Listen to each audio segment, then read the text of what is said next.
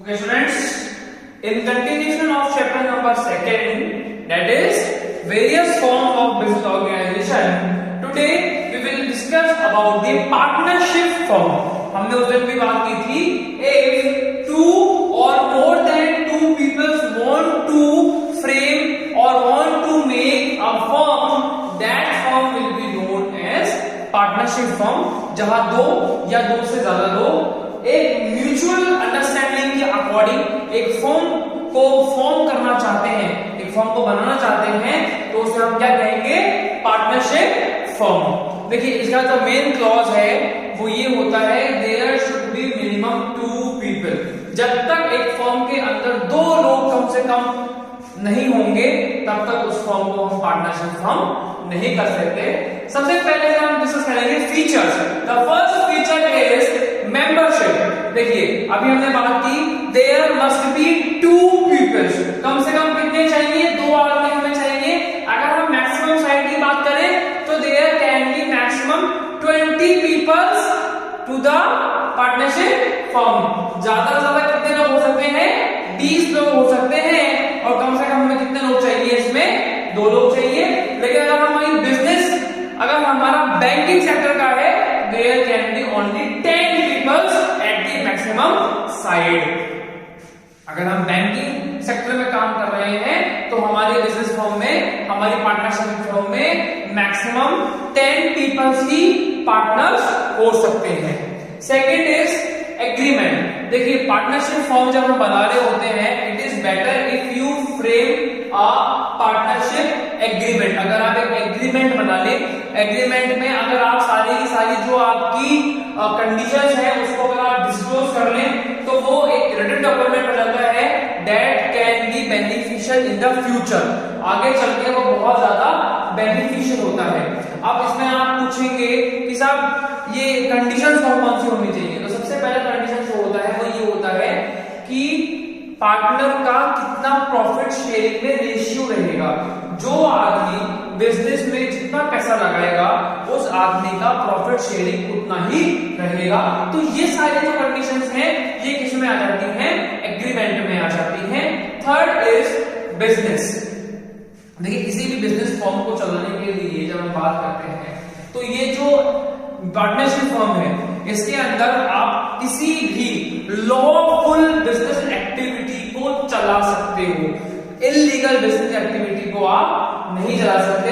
You can take a lawful business activity under your partnership firm. Fourth is profit sharing. अभी हमने बात की थी, एग्रीमेंट में हम ये कंडीशन डिस्क्लोज कर लेते हैं कि हमारा प्रॉफिट शेयरिंग रेशियो कितना रहेगा. देखिए, अगर आपने एक पार्टनरशिप फर्म को स्टार्ट किया है और उस पार्टनरशिप फर्म के अंदर ए ने 6 लाख रुपीज लगाए हैं और बी ने 4 लाख रुपीज लगाए हैं, इट मींस उनका जो प्रॉफिट शेयरिंग रेशियो होगा वो होगा 60:40. क्यों? क्योंकि 10 लाख रुपीज जब उस बिजनेस को स्टार्ट करने में लगे तो ए ने लगाए 6 लाख, बी ने लगाए 4 लाख, तो उनका जो प्रॉफिट शेयरिंग रेशियो होगा वो भी 60:40 का ही होगा.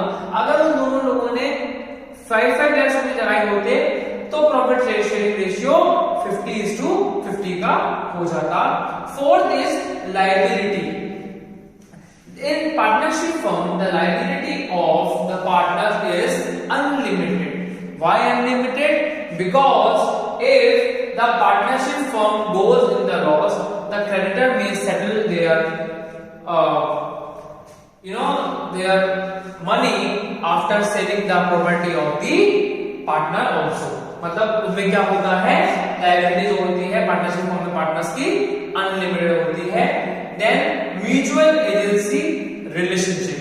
Say for example, there are 2 partners in a firm and B sign a contract with another company. Then A is required to mutually accept the agreement which is made by the B partner.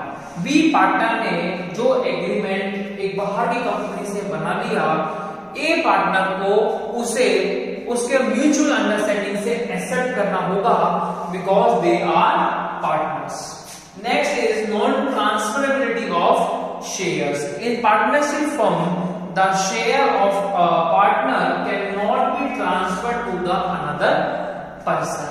अगर A ये चाहता है कि मैं मेरे shares को किसी another person को, से फॉर एग्जांपल C को सेल आउट कर दूं, तो B कैन ऑब्जेक्ट. क्यों?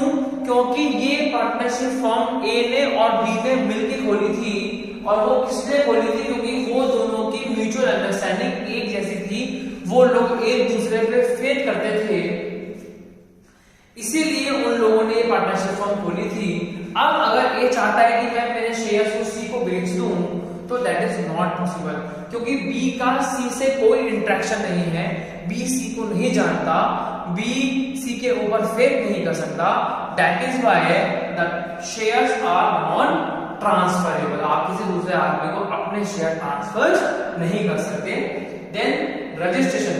It is not required to get a partnership firm registered. ऐसा कोई कंपलसरी नहीं है कि आप पार्टनरशिप फर्म को रजिस्टर कराएं, but if you get a partnership firm registered, then you can claim or you can have various profit which are being sponsored by the government or banks or any other institution who require a registration certificate of the firm.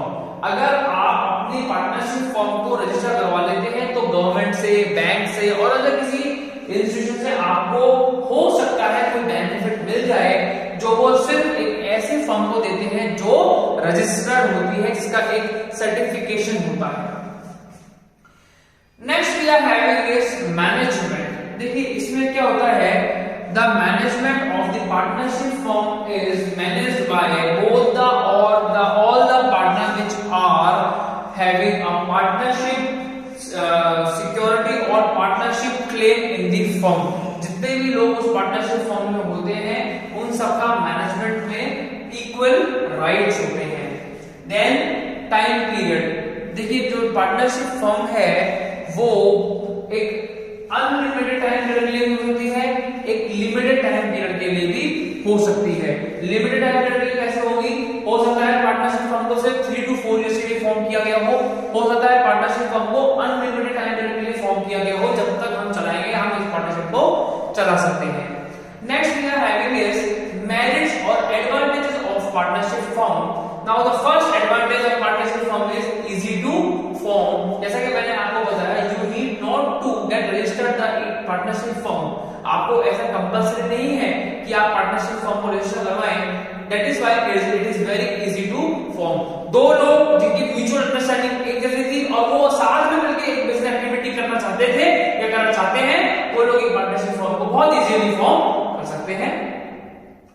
Next larger financial resources. अभी देखिए एक आदमी के पास 5 लाख रुपए थे, अगर वो अकेला सोल प्रोप्राइटरशिप वाला बिजनेस स्टार्ट करता तो वो अपने बिजनेस में कितने रुपए लगा सकता था? Only 5 lakh rupees. लेकिन जब वो पार्टनरशिप फर्म के बोर्ड में निकल गया, तो जब वो सामने वाले आदमी से मिला, अब उसके पास जो पैसे हैं वो भी आपके बिजनेस के अंदर इंक्लूड हो सकते हैं. That is why larger financial resources. आपके पास बिजनेस करने के लिए पैसा डबल हो गया, डबल भी नहीं हो तो कम से कम बढ़ तो जाएगा ही जाएगा. आप 5 लगा रहे हो सकता है वो 3 लगाए, 4 लगाए, हो सकता है 5 लगाए, मे बी पॉसिबल वो 10 लगा दे.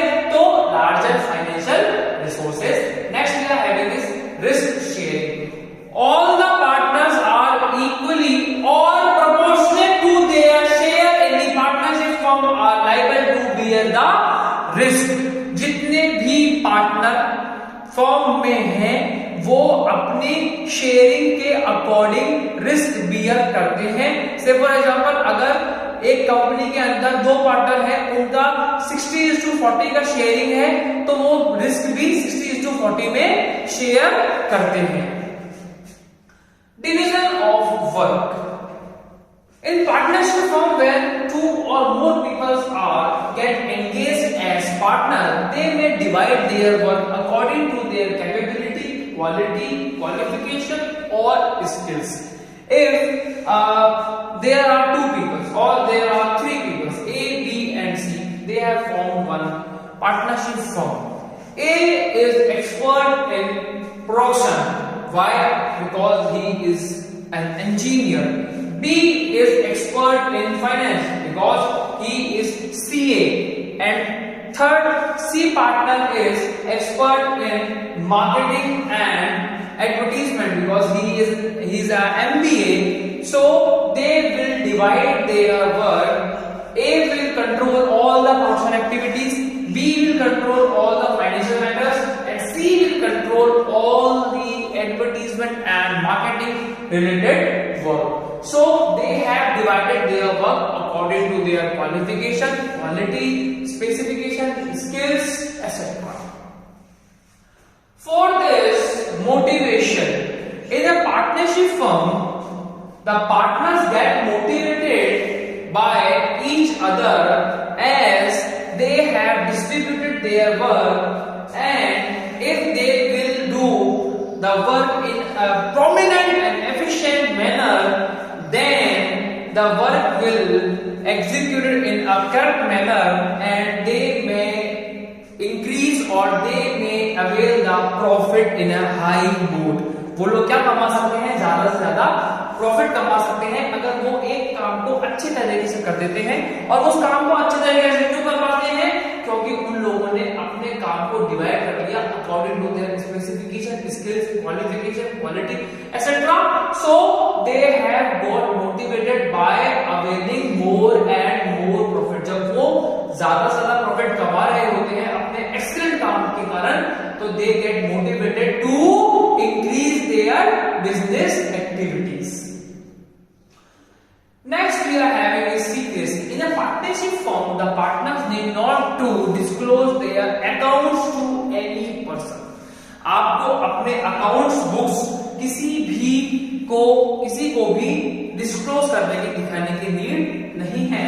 That is why your financial background, financial soundness will be secret between the partners. Next we are having is flexibility. The partnership firm is very flexible because the partners are themselves in the capacity to expand the business activities. कैसे करना है, क्या करना है, business कितना बढ़ाना है, business को कब डाइवर्सिफाई करना है, all the business activities are very flexible because partners are in the capacity to take relative decision which will get benefited for the business activity. Next we are having is more scope for expansion. In the partnership firm where we are having larger financial resource, so the firm can think for expansion. हम expansion कब कर सकते हैं? जब हमारे पास पैसा होता है। और हमने पहले ही पढ़ लिया है what is the advantage? It is having larger financial resources. So there are more scope for expansion in the partnership firm. Besides there are some disadvantages also of a partnership firm. First is unlimited liability, as we have discussed that the liability of the partners in the partnership firm is unlimited, and if the partnership firm bears the losses, the creditor can settle their claim by selling the personal property of the partner as well. अगर creditor अपना पैसा पूरा recover करता है और वो business activity से recover नहीं हो पा रहा है, तो वो कंपनी के या पार्टनरशिप फर्म के जो पार्टनर्स हैं उनकी प्राइवेट प्रॉपर्टी को भी सेल करके अपने क्लेम को सेटल कर सकता है। Second we are having is non-transferability of shares.